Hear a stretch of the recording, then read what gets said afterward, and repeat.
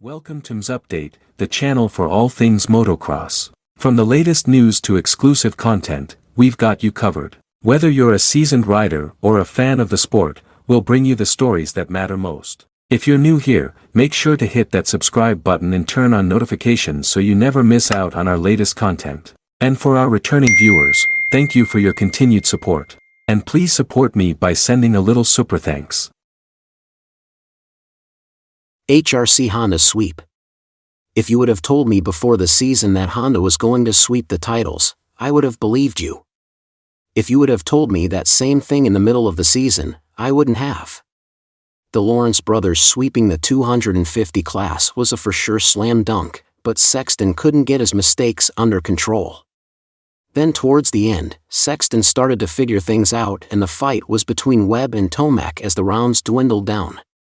Like Sexton said on the podium, you have to be in the series the entire time to get the job done, and whoever won the 450 SX crown deserved it.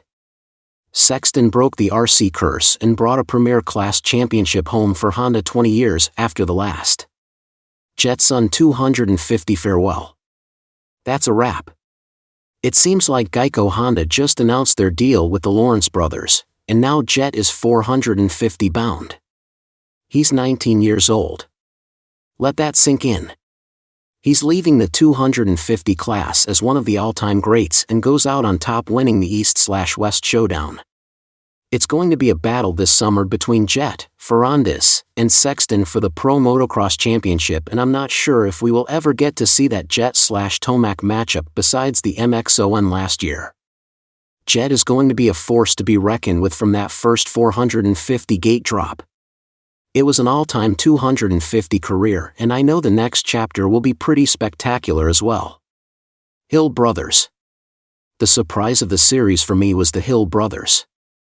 Both Josh and Justin kept getting better throughout the series and kept rising through the standings and stood out in practice times. For two guys who took a long break from the series, it was cool to see them team up and make a great run. Justin got his first podium of his career with a third and Josh finished sixth in SLC. Imagine getting the chance to be a teammate with your brother and having a blast racing dirt bikes. This should give Justin the confidence to return to peak form next season and be a sleeper spoiler in the standings once again. The Cowboy. Plessinger was back in action in Salt Lake City and got a well-deserved second place in the main event. It's just what he needed heading into the outdoors. I couldn't help but laugh at his crash into the camera in the heat race after I realized he wasn't hurt, of course. Then on the podium he made me laugh even more when he basically said that he apologized for hitting your camera doohickey. We learned that Plessinger is still that dude and he will always be one of a kind. It was a great return.